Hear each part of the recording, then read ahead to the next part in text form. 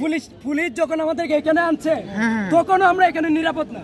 আমাদের বোনরা কিভাবে নিরাপদ থাকবে? এই যে ঘটনাগুলো এটা একদিনের না, এইগুলো আপনার অনেকদিন ধরে চলে আসছে, বিচ্ছিন্নভাবে বারবার হয়েছে, সুসংগঠিত কোনোভাবে হয় না। কিন্তু আজকের যে ঘটনাটা এটা আমাদের সবার সাথেই আজকে আমরা সুসংগঠিত ঘটনা হয়েছে, এইটার যে আউটকামটা এটা আজকে গিয়ে আমাদের মধ্যে বাস্ট হয়েছে। কিন্তু এই ঘটনাগুলো বিচ্ছিন্নভাবে এতদিন করে এগুলো চলে আসছে। আমাদের পরে এনারা এখানে পড়তে আসে, ডাক্তারি করতে আসে, আমরা মানব সেবার জন্য মানুষগুলো এখানে আসে, অথচ আমরা আমাদের মেডিকেলের মধ্যে সেফ না। আমরা যখন আমাদের গার্ড আমাদেরকে নিয়ে আসছে ভিতরে, পুলিশ ওসি স্যার আসছে, উনি আমাদেরকে নিয়ে আসছে যে তোমরা ভিতরে থাকো। আমরা ভিতরে আসছি, আমাদের গেট লাগানো হয়েছে, তারপর ওরা আমাদেরকে দেশীয় অস্ত্র ইট পাটকেল ছুটছে। আমাদের আইসিইউতে এখন আমার ছোট ভাই ভর্তি। এখন এই যে ঘটনাগুলো হইতেছে দিনের পর দিন, আমাদের ফরেনাররা যারা বাইরে থেকে পড়তে আসে ওদের সিকিউরিটি কোথায়, আমার নিজের সিকিউরিটি কোথায়, এই আমার ভাইগুলোর সিকিউরিটি কোথায়? আমরা এর সুষ্ঠু বিচার চাই।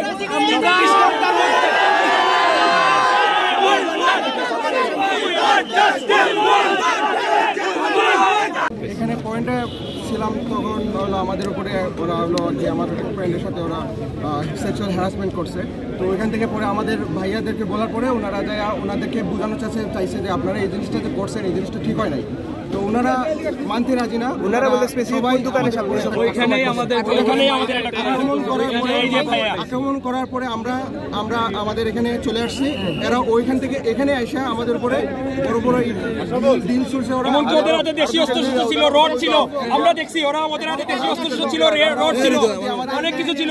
আমাদেরকে আমাদের এখান পর্যন্ত আমরা আসছি, আমাদের কলেজে আসার পরেও ওরা বিভিন্ন ধরনের ডিল ছুড়ছে আমাদের। এখন আমার মাথা পড়ছে আমাদের একজন আইসিইউতে আছে, আমাদের অনেক আহত হয়েছে, আমরা কথা অনেকে আহত আছেন। আমাদের মহিলা আহত হয়েছে কিনা?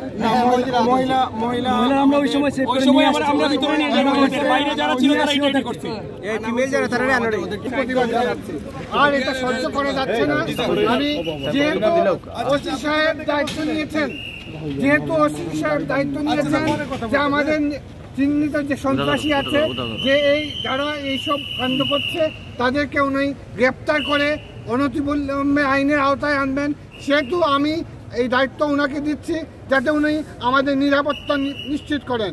2 নম্বর হচ্ছে আমরা আমাদের মেয়েদের নিরাপত্তা চাচ্ছি, আমাদের নিরাপত্তা চাচ্ছি। এই দেশ শুধু একজন ব্যক্তির না, এই দেশ সবার। এই দেশে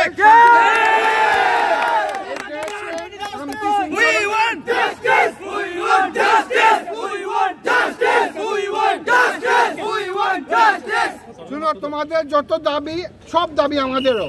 তা আমরা মনে করতেছি আমরা আইনের ভিতরে থেকে, আচ্ছা ঠিক আছে শোনো বাবা শোনো, আমার মনে শেষ করি। আমি যেটা মনে করতেছি আমরা আইনের ভিতরে থেকে, যেহেতু তোমরা হচ্ছে বাংলাদেশের বিশ্বের সবচেয়ে cream part of the nation, all Nations, এখানে বিদেশি স্টুডেন্টসরা আছে, দেশি স্টুডেন্টসরা আছে। সো ইন্টারন্যাশনাল স্ট্যান্ডার্ডে তোমরা ক্রিম পার্ট, সেহেতু তোমরা আইন হাতে নিতে পারবে না, তোমরা প্রতিবাদ করতে পারবা। তোমাদের যা দাবি আমারও একই দাবি।